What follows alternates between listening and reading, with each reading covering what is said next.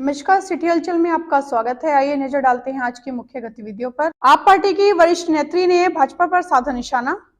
निगम द्वारा अवैध कॉलोनियों का सर्वेक्षण हुआ शुरू। यमुनानगर के तहसील परिसर में सीएम फ्लाइंग ने की छापेमारी। जीआरपी पुलिस ने साइबर ठगी से बचने के लिए लोगों को किया जागरूक। गांव मुगलवाड़ी में विकसित भारत जनसंवाद संकल्प यात्रा कार्यक्रम का हुआ आयोजन। डीएवी पुलिस पब्लिक स्कूल में छात्र का एयर पिस्टल शूटिंग में हुआ चयन। आड़तियों की हड़ताल से सब्जी मंडी में फैला सन्नाटा। और यमुनानगर में 2 बदमाशों ने लूट की घटना को दिया अंजाम। यमुनानगर के तहसील परिसर में सीएम फ्लाइंग द्वारा छापेमारी की गई। इस दौरान परिसर में तहसीलदार व नायब तहसीलदार गायब मिले। यमुनानगर की तहसील परिसर में सीएम फ्लाइंग ने छापा मारकर मौके से रिकॉर्ड कब्जे में लिया। जिस कम समय में फ्लाइंग ने रेड की, उस समय कार्यालय में नहीं तहसीलदार उपस्थित थे और न ही नायब तहसीलदार। हालांकि 5 बजे के बाद भी तहसील में रजिस्ट्री करवाने वाले लोगों का हजूम लगा हुआ था। हरियाणा सरकार के आदेश पर पूरे हरियाणा में जितने भी तहसील कार्यालय हैं, उन पर सीएम फ्लाइंग की रेड की गई। रेड का उद्देश्य तहसीलों में व्याप्त भ्रष्टाचार और अनियमितताओं की जांच करना था। सीएम फ्लाइंग की टीम जब यमुनानगर तहसील में पहुंची तो यहां पर ना तो नायब तहसीलदार मौके पर मिला।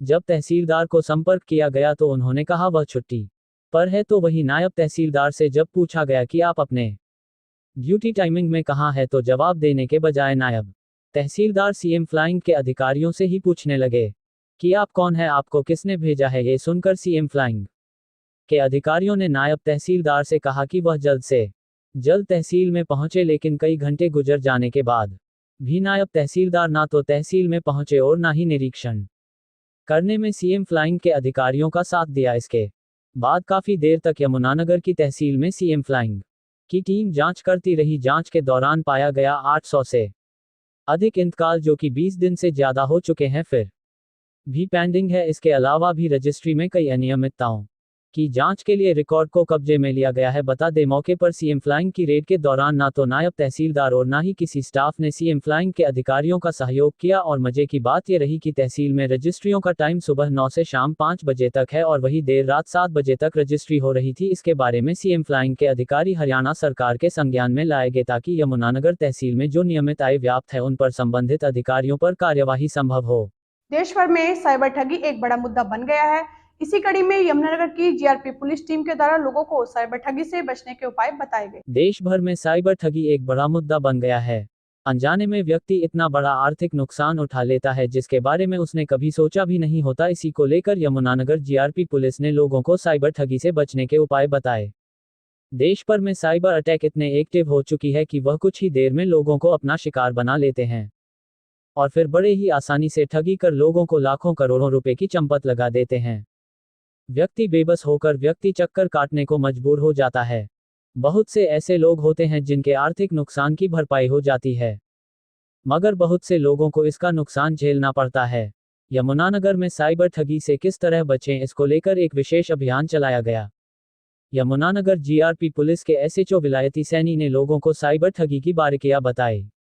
उन्होंने यमुनानगर रेलवे स्टेशन पर लोगों से आह्वान करते हुए कहा कि कोई भी व्यक्ति किसी अननोन व्यक्ति को अपना अकाउंट नंबर और ओटीपी ना बताएं, क्योंकि इससे आपके खाते से पैसे निकालने का जोखिम बढ़ जाता है। ऐसे मजबूर था साइबर ठगी के बारे में जानने की और सोच समझकर आगे फैसला लेने की।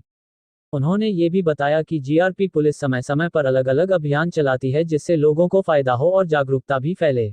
सब्जी मंडी आड़ती एसोसिएशन के प्रधान अमृत बधावन ने मंडी बंद की जानकारी देते हुए बताया कि सरकार द्वारा जो मार्केट फीस अधिसूचना जारी की गई है, जिससे आड़ती व आमजन को भारी नुकसान है।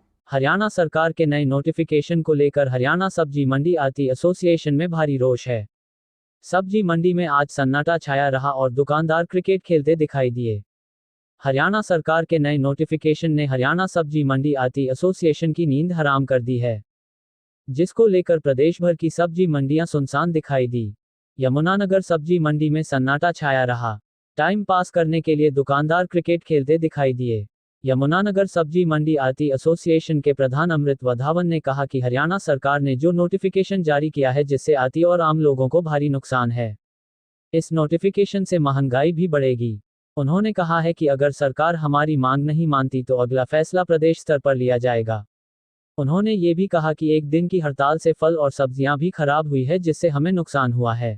यमुनानगर में 2 बदमाशों ने महिला से पर्स छीनने की वारदात को अंजाम दिया और पैसों से भरे पर्स को लेकर फरार हो गए। घटना की सूचना पुलिस को दी गई और पुलिस द्वारा मामले की जांच शुरू की गई। यमुनानगर के गाबा पैलेस के पास नौकरी से घर लौट रही एक महिला से पल्सर सवार 2 बदमाशों ने पर्स छीन लिया। महिला को धक्का देकर दोनों फरार हो गए। महिला के पर्स में कुछ पैसे, डॉक्यूमेंट और मोबाइल था।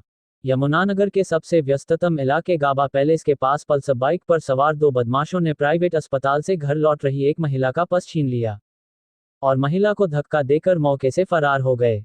महिला तब तक कुछ समझ पाती तब तक दोनों बदमाश मौके से रफू चक्कर हो गए। महिला के पैर में चोट आई है। इसके बाद उन्होंने पास के ही एक क्लिनिक से अपना इलाज कराया।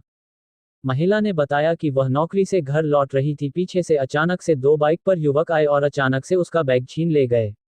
हालांकि महिला उनकी पहचान तो नहीं कर पाई, लेकिन इतना जरूर पता लग पाया कि वह पल्सर बाइक पर सवार होकर आए थे। राहगीर विनीत ने बताया कि बाइक पर 2 लड़के सवार थे। उनकी बाइक पर नंबर प्लेट नहीं थी। घटना को अंजाम देने के बाद दोनों मौके से फरार हो गए। उन्होंने पुलिस से गुहार लगाई है कि इन बदमाशों को जल्द से जल्द गिरफ्तार किया जाए। पीड़िता ने तुरंत डायल 112 को इसकी सूचना दी। पुष्कर में तुरंत मौके पर पहुंचे और पीड़िता सीमा से घटना की पूरी जानकारी ली। उन्होंने कहा कि गांधीनगर थाने के एसएचओ को उसके बारे में जानकारी दे दी गई है। बदमाशों को जल्द गिरफ्तार किया जाएगा। यमुनानगर में आपराधिक घटनाओं में लगातार इजाफा हो रहा है। हालांकि पुलिस अपना काम उस्ताद से तो जरूर कर रही है, लेकिन बदमाश पुलिस की आंखों में धूल झोंकर घटना को अंजाम देकर फरार हो जाते हैं। फिलहाल देखना होगा पुलिस इन दोनों बदमाशों को कब तक गिरफ्तार कर पाती है।